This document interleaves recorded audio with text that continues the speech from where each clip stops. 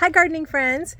I am out here doing it's a little later in spring than maybe some other cleaning up type chores, but I am working a little bit on some lilacs. Now these lilacs were put in 2 summers ago, so they've only been through, I guess this is technically kind of their 3rd year on the property, but they weren't planted 2 years ago until June or July. So they haven't even actually been in the ground here for 2 years fully. And they have put on tremendous growth. I love lilacs. They're really, in some ways, the inspiration that I got so passionately interested in doing my own landscaping so that I could have what I wanted. And because I always have loved lilacs. Anyways, that's a story for another day why. But they've never had tons and tons of blooms. And the first year I figured it was more because of, the first year things sleep, the second year things creep. So if we consider this year to be the creep year, then we're okay. They did bloom.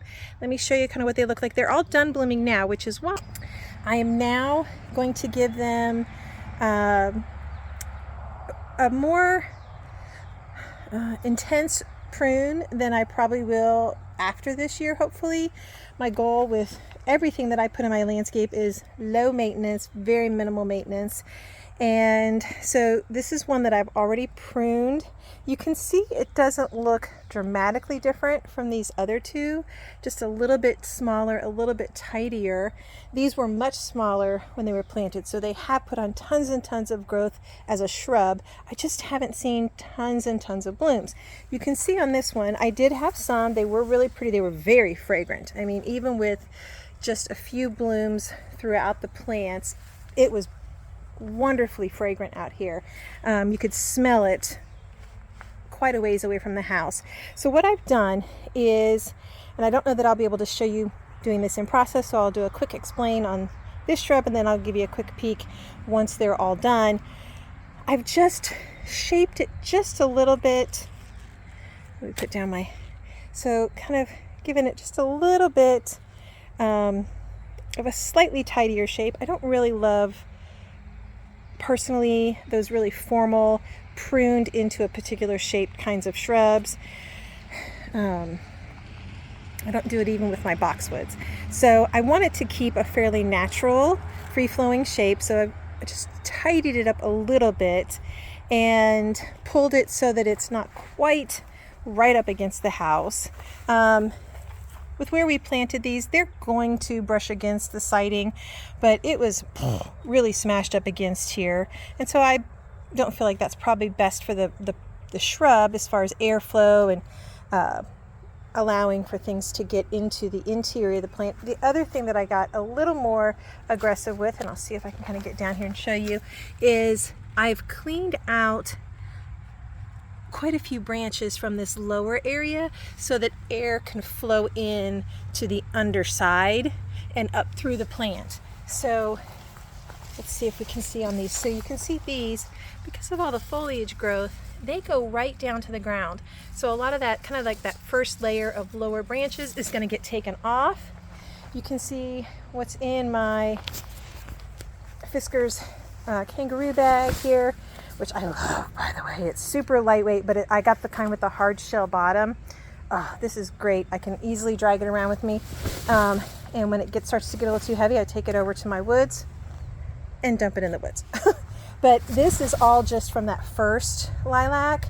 So just getting things a little tidied up, giving it some space. And I'm hoping that that will encourage more bloom, because the thing about lilacs, you don't want to prune them until after they've bloomed if you want blooms, because they bloom on old wood. So keep that in mind when you are having something and you feel like you need to shape it up. Anything that, the basic rule of thumb is, if something blooms in the earlier spring, very early part of the summer, then it more than likely is blooming on older wood. And so you would want to wait, if you would like to see the blooms for that year, until after your blooming time is done or it's starting to look sad like these are, and then do any pruning or trimming up or reshaping. anything that's going to bloom more into the summer, like a panicle hydrangea or things like that, you can bloom those, and you should, if you need to do any shaping, those should all be bloomed in the earlier spring, when they're just, for me, I do it when they're just starting to show some growth points, so I can see if anything, any branches may have gotten winter damage and died over the winter. So then I'll cut those as part of my pruning process and give it the new shape, or just shape it up as it might need. So things like coral berries, hydrangeas, those sorts of things you would prune as they're starting to just start to wake up. You wouldn't want to wait until they're really starting to leaf out, although if you have to, you have to. It should be okay. And that's basically the rule of thumb. Anything that's going to bloom early, you probably want to wait. It's probably blooming on old wood. Anything that's blooming a little later, you would prune in the earlier spring. So I'll come back and show you what these look like when I'm all done, and that'll be it for today. Hi again. So I think I'm done.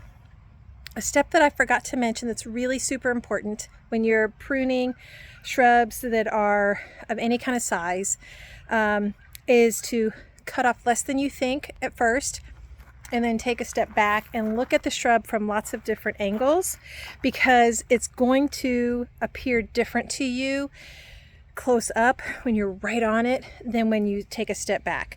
So here is where I've ended up with these. I went back, and after I did the other two, decided to take a smidge more off the underneath front part of this one. I really like how this one, the shape looks the best, I think. I think on this one, I didn't step back quick enough, and I may have taken a smidge more off of that bit right there than maybe I intended. But one of the loveliest things about plants is they grow unless you do something fatal to them. Hopefully, I don't think I did anything like that. So this one's done, and this one is done.